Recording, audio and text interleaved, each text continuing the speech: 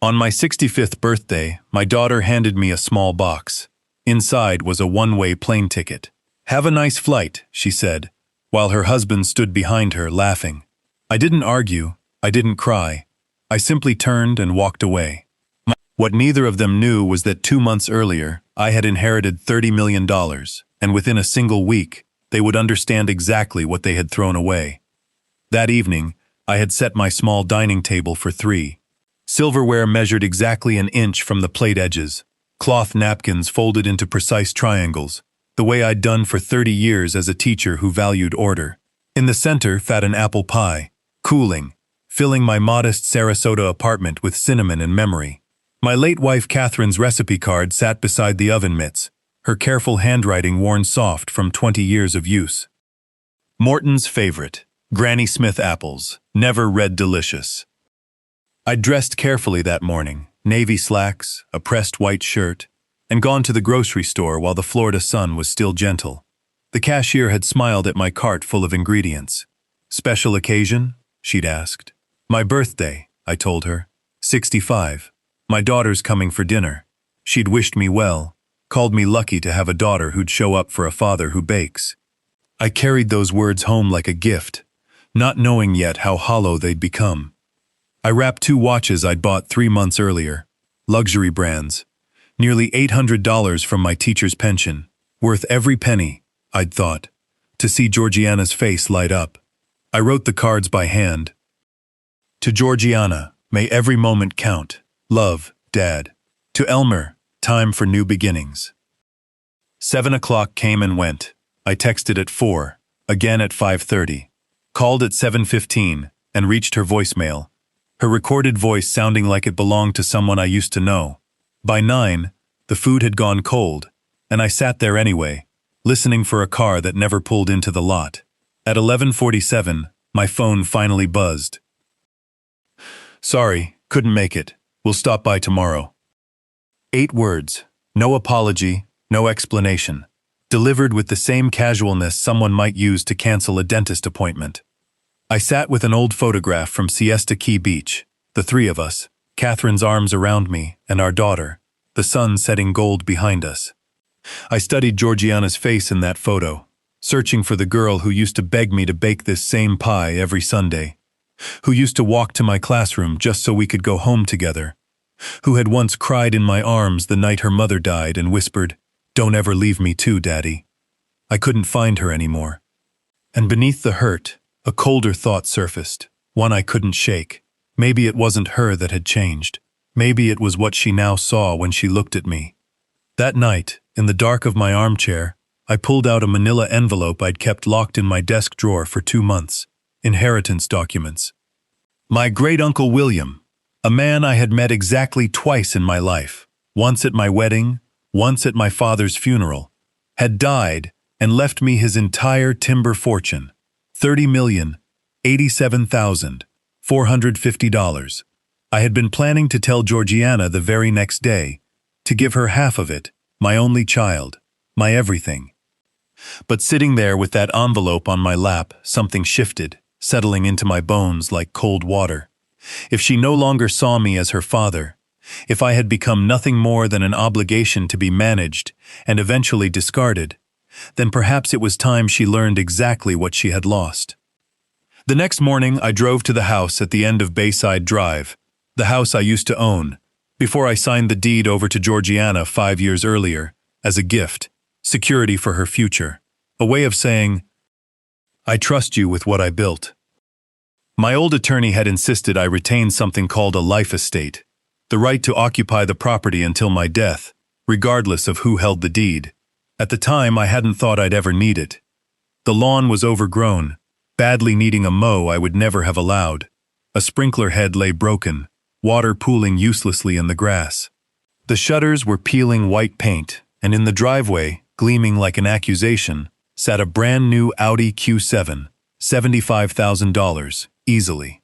Georgiana opened the door before I could knock, dressed in athletic wear that probably cost more than my monthly grocery budget.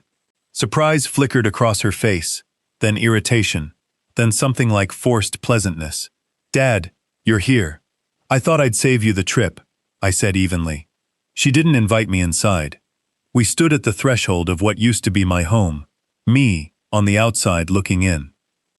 She handed me a small box, wrapped hastily in cheap paper.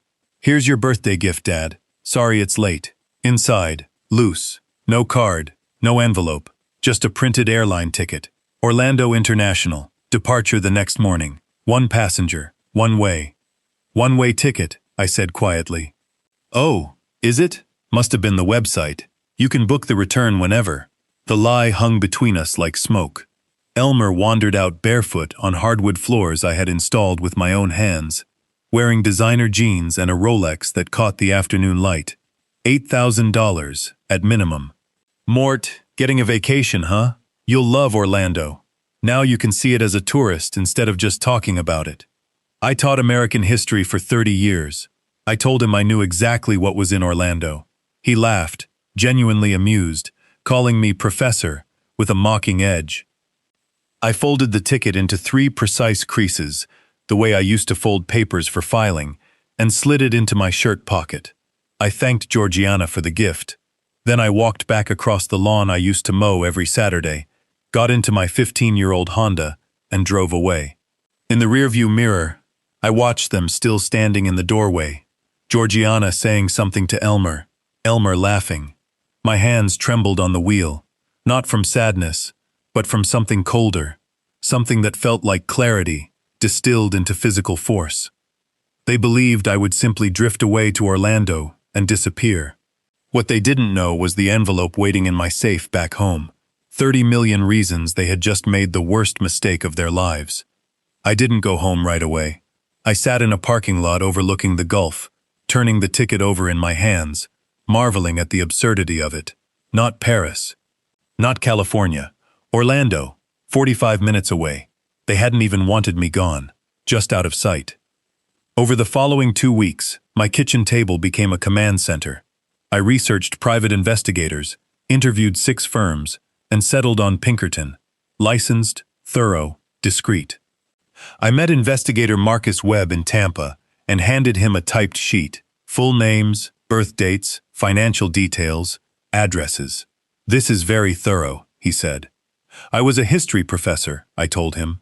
"Research is second nature." 2 weeks later, Webb called me back to his office, and the tone in his voice told me everything before I arrived. He spread documents across the table like a prosecutor building a case. Georgiana and Elmer were $180,000 in debt, $45,000 across 7 credit cards, $75,000 on that new Audi, $35,000 in home improvement loans, $25,000 more in personal loans. They were making minimum payments, barely surviving, 1 missed payment from collapse. Then he played me an audio recording, captured legally in a public bar 3 evenings running. Elmer's voice, unmistakable over the background noise. "Mort's taking a permanent vacation. Got him a one-way ticket, man. He'll figure it out. House is worth $850 easy. Mortgage is only $250 left. We'll clear $600 after everything. He's an anchor. Finally getting that weight off our backs." I sat perfectly still. $30 million sitting in my account, and to my daughter's husband, I was an anchor to be cut loose. Webb gave me his professional opinion. This wasn't spontaneous. The ticket had been purchased weeks in advance. It was step 1 of a plan. Wait for me to leave, then quietly sell the house, arguing I had abandoned it. I hired attorney Roy Stanford that same week. He confirmed what I suspected. The life estate clause meant they legally could not force me out or sell the property without my consent, no matter how badly they wanted to. Combined with the one-way ticket and the recorded conversation, I had grounds for complete gift revocation. We drafted the paperwork, but agreed not to file it yet. We would hold it as leverage. I rewrote my will entirely, cutting Georgiana out and creating the Catherine Watkins Foundation for Elder Dignity and Rights, named for my late wife, dedicated to protecting elderly people from exactly the kind of quiet cruelty I had just survived. I moved the entire $30 million into new, protected accounts, statements redirected to my attorney's office rather than my home. Then Stanford suggested something beyond legal maneuvering, psychological truth. Let them discover what they'd discarded not from me directly, but from the television. in front of the world.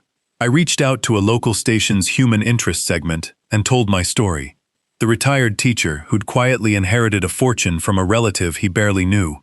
We filmed it in my apartment, family photographs carefully arranged in the background. I scheduled the broadcast to air while I was safely at an academic history conference in Vancouver, 2,500 miles away, completely unreachable.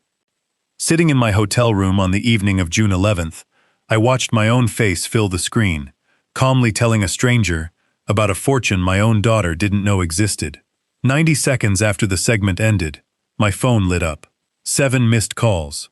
14 texts within 5 minutes, the tone shifting rapidly from confusion to panic to desperate pleading. Georgiana's messages growing more frantic with each line, Elmer's laced with disbelief and profanity. I read every single one, analyzing the escalation, then typed a single reply, sent to them both. Thank you for the birthday ticket. I used it in my own way. Perhaps take some time to think about your actions. Then I blocked both numbers for 48 hours and ordered room service in peace. I later learned what unfolded while I stood at my hotel window, watching Vancouver's lights come on.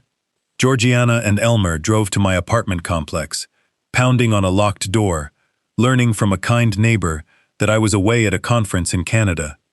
Desperate, they paid $400 for an emergency consultation with an inheritance attorney, who told them plainly what Florida law already made clear.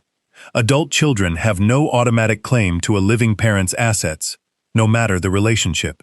Panic turned to their last hope, the house. Surely they could sell it, clear their debts, be fine. Their own real estate attorney delivered the final blow. My life estate meant the house couldn't be sold without my written consent. They owned it, technically, but I held the only key. That night, Georgiana wrote me a long, tearful email. She admitted everything, the $180,000 in debt, itemized in full, the plan to sell the house the moment I was gone, even that the ticket had been meant to get rid of me. I don't expect you to forgive me. I don't deserve it. But please, if you ever love me, please come home. When I returned to Sarasota, I didn't rush toward forgiveness. I summoned them both to Stanford's office. Georgiana looked wrecked. Weight loss, dark circles, the visible toll of 2 weeks of financial terror. Elmer wouldn't even look at me. I laid 2 documents on the table between us, an agreement offering a path forward, and a notice of gift revocation, ready to file that same afternoon. The conditions were non-negotiable. 6 months of genuine family therapy, weekly sessions, with monthly reports on real engagement, not performance. Elmer would find full-time employment within 30 days and hold it for a year minimum. And they would pay me $500 a month in rent for the house, not because I needed the money, but because every check they wrote would remind them exactly whose signature still controlled their lives. After a year of real, verified compliance, I might reconsider helping with their debt. Might. Elmer called it humiliating, treating them like children. I told him, children aren't held responsible for their choices. Adults are. I reminded him I had a recording of his own voice, calling me an anchor, while plotting to sell my house out from under me. Georgiana signed with a trembling hand. Elmer signed like he was trying to tear straight through the page. For 2 months, the reports looked good on paper. Employment verified at a logistics company. Rent paid on time, twice. Therapy attendance logged weekly. But something felt too smooth after such resistance. I asked Stanford to dig quietly, and what he found confirmed my instincts.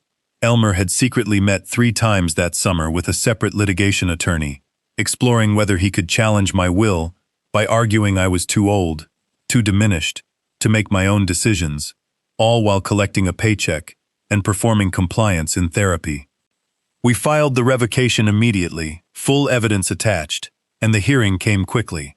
In Sarasota County Courthouse, Stanford methodically built the case before Judge Margaret Williams. The investigator's full report, the bar recording playing Elmer's own voice aloud in open court, the one-way ticket preserved in its plastic sleeve, Georgiana's confession email, and the recent secret consultations documented in full. Under cross-examination, Georgiana admitted she'd known about Elmer's attorney visits for over a month, and said nothing, too afraid of losing the deal to warn me. The judge didn't deliberate long. The original gift, she ruled, had come with a reasonable expectation of good faith and basic dignity toward the life estate holder.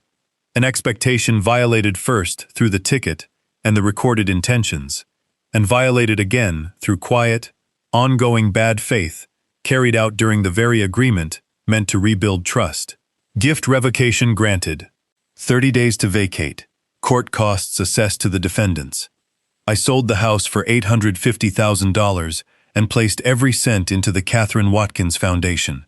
Catherine's name, finally doing good in the world, protecting other elderly people from the exact kind of calculated cruelty I had nearly missed in my own daughter. With a portion of my inheritance, I bought a small oceanfront cottage on Siesta Key, modest, quiet, entirely my own. Elmer left 2 weeks after the ruling. Whatever had held their marriage together didn't survive what they'd built, and lost, together. The last time I saw Georgiana, she was alone on the porch of the house she was about to lose, moving boxes stacked along the walk. She told me she was sorry, for everything, that she knew it didn't matter now. I told her I believed she was sorry she'd lost. I wasn't yet certain she understood what she had actually done. I loved you as a daughter, I told her, choosing my final words carefully. But love without respect isn't love. It's just obligation wearing love's costume. She asked if she'd ever see me again. I told her I didn't know. Not until she understood what she'd truly lost, not just what it had cost her. I drove to my new cottage as the sun set gold over the Gulf of Mexico, and I poured a cup of coffee, standing at the window, watching the waves. $30 million never bought me my family back, but it bought me something I had spent 30 years teaching and had finally, at 65, been forced to live myself. The difference between kindness and weakness, and the quiet, complete power of consequences, delivered exactly when they are least expected.